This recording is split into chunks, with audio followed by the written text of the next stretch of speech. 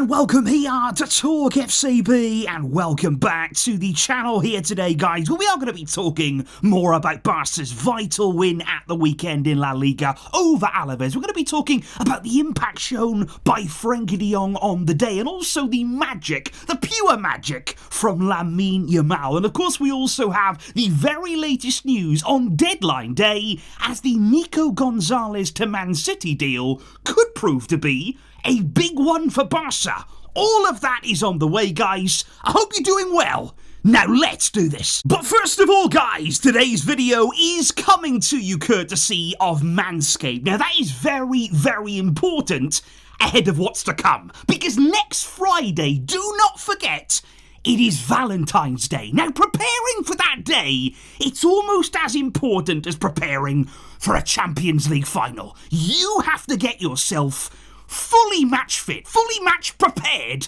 and locked in, guys. So, you can go ahead right now, go over to Manscaped, get yourself 20% off your entire order, and you can be looking good and feeling good, ready for the big day, guys. Please go ahead and do that there. Enjoy Manscaped's absolutely brilliant men's grooming products there. I am absolutely sure they will see you safely through the big day itself. And I wish all of you guys the very, very best indeed. Simply use the code TalkFCB at checkout. That will secure your discount. And I wish you a beautiful night. But indeed, guys, back to the action out there on the field, because yesterday Barca certainly did what they needed to do against Alaves. Now, nobody's saying that it was an incredible performance there that's going to win all sorts of awards or whatever. It wasn't about that. It was simply about getting the win, getting the 3 points here, because as Bio really, really aptly puts it here, finally we capitalise on a slip-up at the top of the table there. Big thank you indeed to Bio for the support there. And it's absolutely right, because we know this season in La Liga, it's going to be quite tight. You know, the league is a lot closer than maybe it was many years ago. You know, now you can get upsets in every single match day. And as we said before the game, in order, though, for that to matter, you've got to be there. It is no good watching Real Madrid drop points there and watching Real Madrid lose a surprising game against Espanyol if we weren't right there to capitalise on that. So that is why it was so important yesterday. We scraped through the game, only a goal to nil, but it was absolutely vital in terms of the La Liga title race. And can I just say here, guys, can I just talk about one thing? The referee yesterday. Because can somebody explain to me how we as Barca, we had 8 fouls in the game, Alaves had 20 different fouls, and who ended the game with more yellow cards and more than double our opponents? We had 5. Alaves had 2. Now, how does that make any sense? How on earth is that even possible?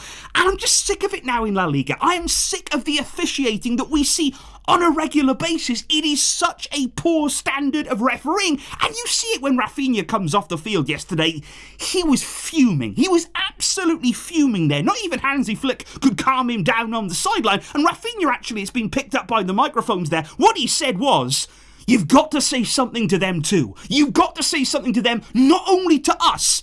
He said, I don't care. You are cowards. You are cowards there. So Rafinha not mincing his words. And of course, in order to add insult to injury, he actually got booked for that outburst as well. I mean, of course he did, guys. But hey, speaking of injuries right now, let's get an update on Gavi, because obviously early on in the game there, really nasty clash of heads. Now, of course, both players going in for that, they were fully into the challenge. They only had their eyes on the ball, but it was a really nasty coming together. And obviously, Gavi was down for a while, got some lengthy treatment there. In the end, he wasn't stretchered off. That was a good thing. He was able to walk off the field. What I found incredible, though, is that he wanted to come back on. And believe me, he was telling everybody around him, I want to come back on. I'm ready to come back on. Now, the doctor actually asked him there, what day is it? Now, Gavi responded to that with, I have no idea.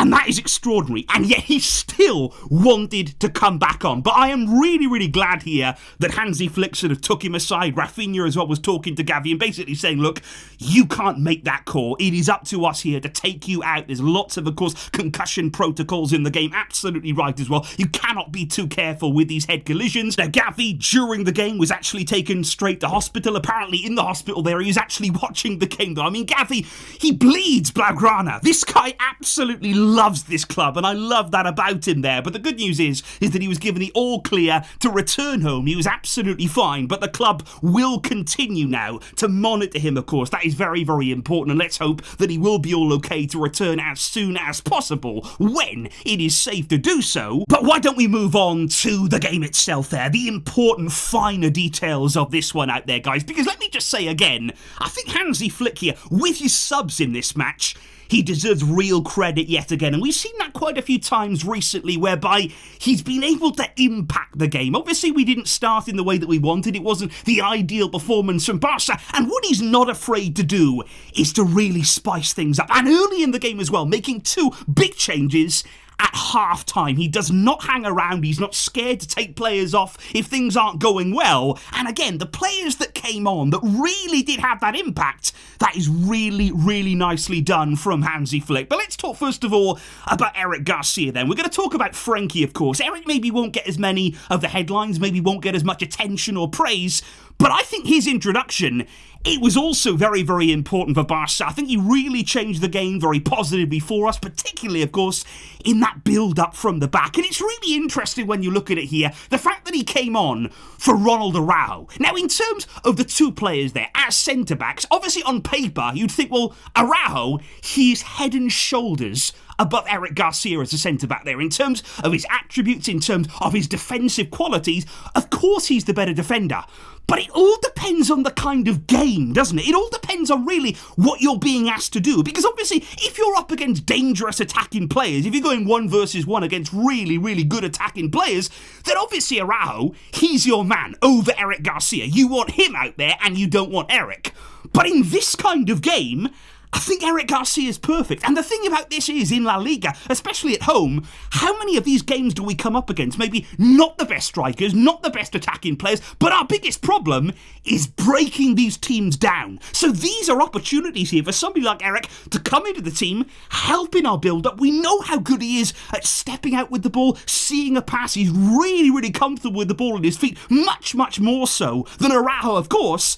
And I'd also sort of compare this again to Inigo Martinez. You know, that is why he's such a favourite of Hansi Flick, not only because of the defensive quality, but he is so good with the ball. He can really start moves, he can really open teams up, and having these kinds of players in your back line, it gives you another dimension there, especially against these deep block La Liga teams that we consistently seem to come up against. They're all concerned, of course, about our attacking players. They're monitoring the midfield, and that is why sometimes when a defender steps out, when they add themselves there to that midfield line, then suddenly it adds a different problem for the opposition to have to consider, and that is why this move was key. That is why Eric Garcia came on, played well again, and I'm really, really glad that we kept him in January. However, guys, we really must come on to talk about the other half-time sub, and that was Frenkie De Jong. Now, it fills me with real joy here, real happiness to be able to be talking about Frenkie in such a positive way over these past few games. And in my opinion here,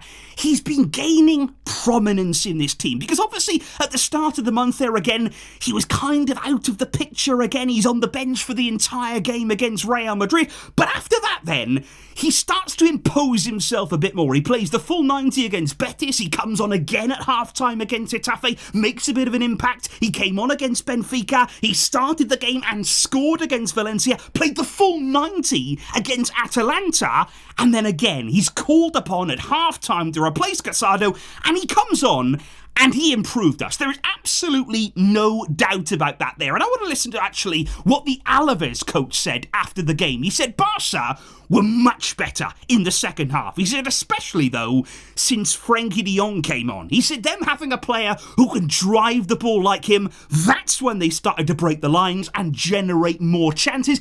And that is why, personally for me, I get so frustrated with Frenkie. You know, when he is not showing this kind of quality, because we all know what he can do. We all know the kind of attributes that he has, and especially in a Hansi Flick system, he should be the perfect kind of player, especially in games like this again, when maybe there's not a huge amount of pressure on you, when he doesn't have to do a load of defensive work, when actually the focus is get yourselves forward, carry that ball, break the lines, give us a different dimension again.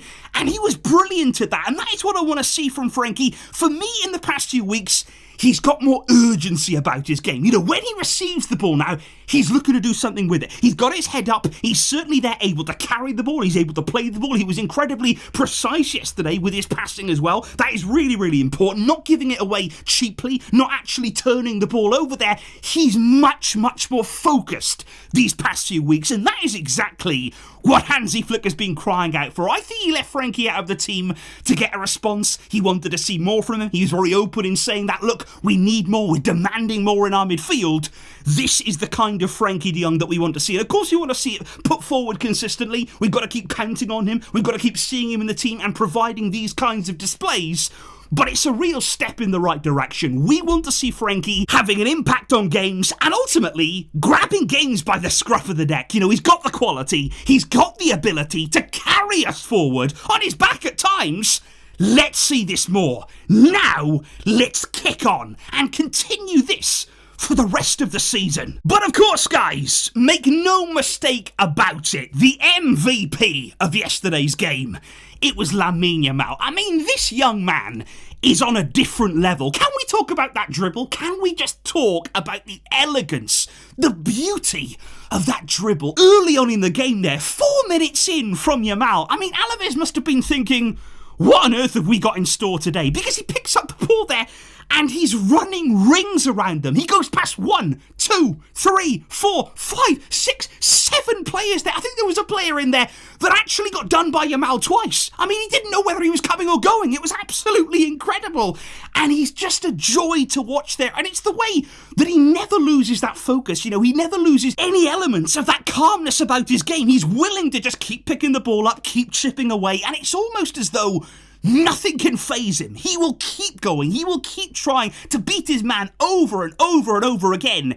And so many times is he successful. He was, of course, vital in the winning goal for Barca, making things happen. If we were going to create danger, it was going to come from him. And that is why he is the man leading this team. He may be a young player. He may be somebody who we're still really taking care of course, making sure that we're not overburdening them. But I mean, his quality, it shines through. His ability, it's speaking for itself. Lamine Yamal, he is magical. However though, guys, even away from the field right now, there is still plenty going on in and around deadline day for Barca, because obviously Marcus Rashford, well, he's been and gone. He is actually signed now for Aston Villa on loan. He will not be joining Barca. They have a 40 million option to buy on that deal, and apparently Rashford, he really did want to come, and Barca actually did want to sign him. He waited there right up until the final few days, but with Ansu refusing to leave the club, and he is going to stay here now right up until the end of the season,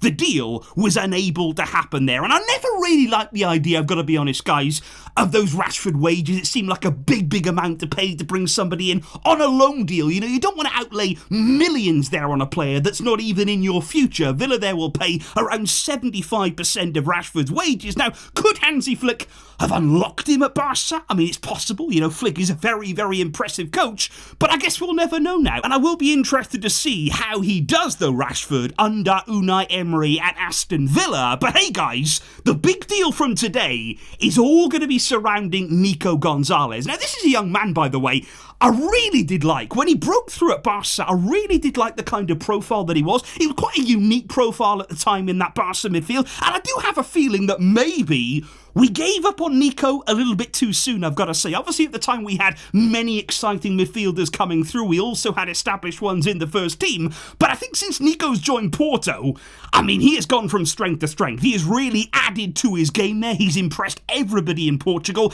and he's putting in really complete performances. I mean, he's even chipping in with goals from midfield as well. You can definitely see why Man City and Pep Guardiola are very interested in signing him today. Now, Nico has a 60 million euro release clause at Porto. Now, right now, Man City, they're kind of playing hardball. I mean, I don't really know why. They can afford to pay the clause. They could just do it. They don't mind spending money, of course, but they're only willing to pay just over 40 million euros, apparently. But whatever happens, if this deal goes through, it's going to be significant for Barca, because we have a 40% sell-on clause. That is an absolutely massive chunk of that deal there. Very nearly half of the money that Porto get from that deal, it will be Barca's. Now, it's unclear at this point, like I say, how much that deal will end up being, how much Man City will agree to pay Porto, and it's also made slightly more complicated by the fact that Porto also have an option to buy 20% more of Nico's rights. So they could effectively reduce that sell-on clause to just 20% if they immediately pay Barca €6 million there. So whatever happens here, as long as Nico does go to Man City for a significant fee, Barca will stand to benefit from that there, and ideally goes for as much as they possibly can. Ideally goes for the full clause. Then probably Porto would activate that option for €6 million, and maybe we would gain around sort of 15 to 18 million euros from this deal. So we're going to have to wait and see exactly what happens. It is deadline day. The clock is ticking. Man City need to close this one out. And if they do, Barca will be happy with that, I am sure. Some bonus cash there coming in from a potential Nico Gonzalez sale, guys. But do let me know, do you think that we let him go too soon? Would there be a place for him now at Barca? Could you see him anywhere in our midfield? And aside from all of that, of course, what are your thoughts right now on Barca's performance against Alaves yesterday? Do you believe